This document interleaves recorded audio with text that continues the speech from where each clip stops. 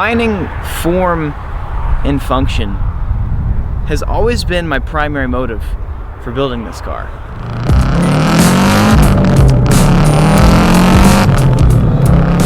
I'm a driver. I love driving cars. You know, I love HPD stuff. I'm about to get into drifting.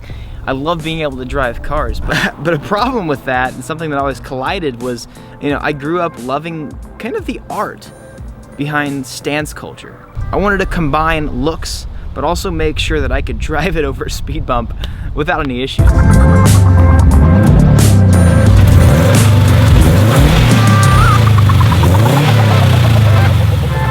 This is my 2008 Subaru STi.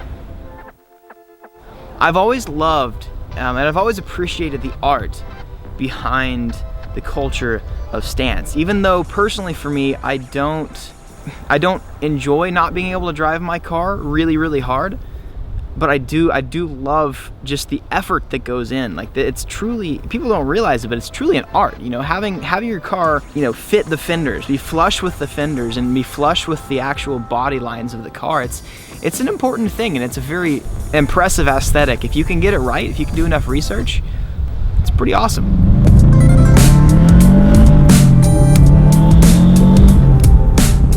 I have OCD, so everything I've ever done with this car, it's been overbuilt. From brakes to suspension to tires and wheels. Not to mention, you know, I have a built motor at 300 horsepower, so. I started building this car when I was 18 years old. This was a car that I grew up really just always wanting. So when I got it, you know, I already knew exactly what I wanted to do to it. I already knew the exhaust that I wanted. I knew the intake I wanted. I knew this and that. I knew a lot of stuff that I wanted, but you know, I was also different back then. I was 18 years old. My taste has changed a little bit since then. I also drove the crap out of it and didn't really know a lot about turbo cars, and I blew it up. I think the compression numbers were something like 40 PSI down in a couple different cylinders, 3 different cylinders, 40, 50 PSI. It was really bad. I ended up rebuilding the motor. The reason why the motor is built is because, you know, I wanted to make sure the car was built right, and I didn't want to have to deal with this again. So instead of buying a new motor, I just built it. Didn't bother doing a big turbo, didn't bother doing fuel system and this and that, because I didn't really care. I also was 19 years old, I didn't have the money at the time. Being 19 years old, working a full-time job, spending 100% of your savings account on rebuilding a car it's definitely a smack in the face. But it was also kind of a good introduction to what the world of cars is really all about. I didn't overdo it. You know, a lot of the things that you don't need on cars, I don't have. But a lot of the things that are necessary for not only performance and looks, like a lot of the things that are necessary, I've done. It's got a fully built motor. It's got, I've got a few different sets of wheels and tires. But you know, I built this thing because, like I said, I wanted to track it. I wanted to drive the piss out of this car whenever I wanted to, and not have to worry about a few speed bumps. It's got BC Racing coilovers. I've got control arms. I've got sway bars on it. I've got some nice meaty tires with some NK wheels, which these wheels actually, whenever I bought these, nobody ran NT03s on the STi.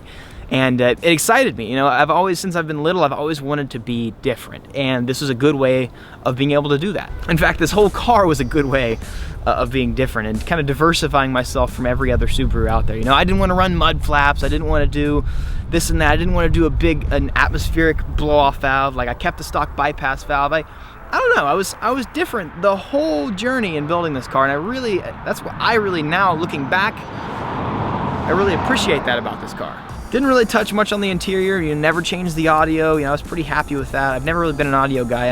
Honestly, I could care less about how Katy Perry sounds on my drive home from school. You know, I did the front mount intercooler on it, which a lot of people hated that.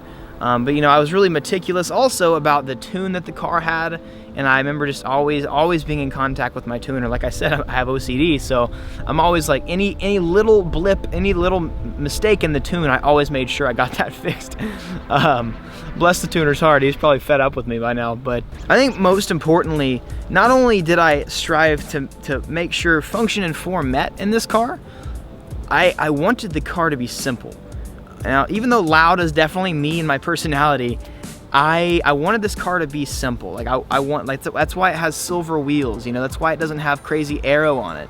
It doesn't have aero, quite frankly, because when I built it, I wanted it to be fully functional, and this car doesn't need aero. This car's also been extremely special to me for a lot of different reasons. First off, it taught me a lot of lessons about the world of you know, building cars. It taught me and my fiance both, because she's been there the whole way with me. This car is very sentimental to me because she was my girlfriend. She's my fiance now, but you know, she's been there the whole time I've been building this car. She's seen every mod. She's known how much everything has costed up until this day, and she still does for all my other cars. But you know, this is especially this one. It's you know, in a broader sense, not just stuff about the car world. It's taught me how to save. It's taught me how to be careful and to like really take care of the things that you own, and not take for granted the things that you have. Almost all 5 years that my fiance and I have been together, you know, we've been apart. You know, she went to school somewhere else, I went to school up here, and you know, we just weren't, we were together but not together that whole time. And this car, it sounds silly for the general person, but this was my friend that I turned to. You know, if I just wanted to go and drive, if I wanted to work on something, this was a great way of doing that. It also, I met a lot of like lifelong friends through this car. If it wasn't for this car, I wouldn't have an accountant. A lot of people that follow me know the things that I struggle with every day. And one of the things that I used to struggle with, I have attention deficit disorder, and I had and struggled with an addiction to Adderall for a long time. By the grace of God, I'm free from that. Now, a lot of days, you know, when I used to accidentally, when I would take too much, I don't want to say overdose, but yeah, some days I would take too much and I get really pissed off and frustrated, and some days I just needed to get out of my own mind. And because I was like alone up here, this car is what allowed me to get out of my head. You know, I would just take this car, I would go and drive. Didn't matter how long, didn't matter where, didn't matter how far, I drove it. Not to say that my fiance wasn't there for me, she always was, but in a physical way. That sounds really weird. The best way I can put this is, when I needed a break from life, this car was there and I could just go drive it. And it's really important to me, because now it's not to say that I'm never gonna be able to let go of this car, I'm not gonna be able to sell it. Like, at the end of the day, a car's a car, but you know, I have loved this car, and I have learned a lot of lessons. Through a lot of things, I've learned that it's very hard to meet form and function. It really, really is. And I think I've done a pretty decent job of that with this car, but I learned to drive with this car, and that was my goal with it. I wanted something that was easy on the eyes, but along with that, you know, I wanted something that, you know, when I sit in the driver's seat, you know, when you sit in the driver's seat, you kind of forget about the looks of the car, you forget about the aesthetics of the car, you then just focus on driving. You know, it doesn't matter how your fender flares look whenever you're in the driver's seat. What matters is how much fun you can have from point A to point B. I love this car, and it's been a long, long journey. It's so pretty.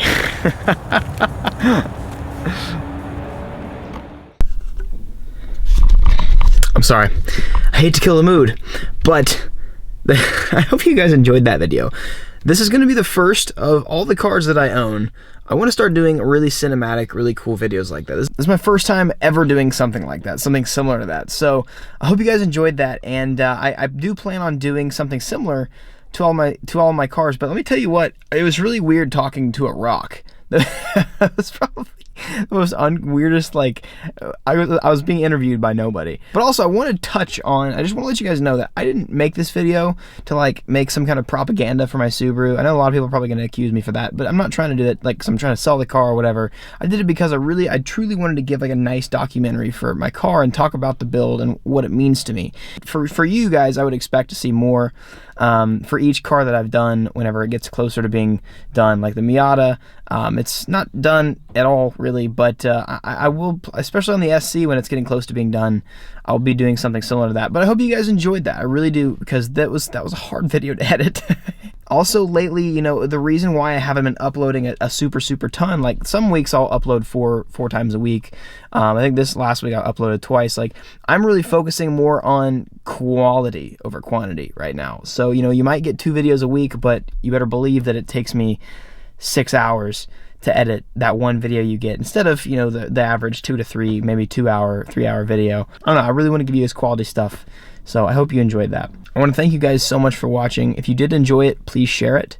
And also enjoy the bloopers, because whenever I test the lighting and the sound for one spot, this is what I do. So enjoy that. And then after, click the annotations to watch more awesome videos. And make sure you hit the subscribe button. Peace out and be victorious.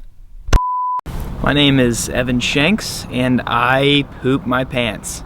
My name's Evan Shanks, and I poop my pants. My name is Evan Shanks, and I poop my pants. Fayetteville. My name's Evan Shanks, and I poop my pants. My name is Evan Shanks, and I poop my pants. I poop myself. Poop-a-dip. Yeah, I'm not actually. I don't do that to be funny. That's actually a real thing. 100%.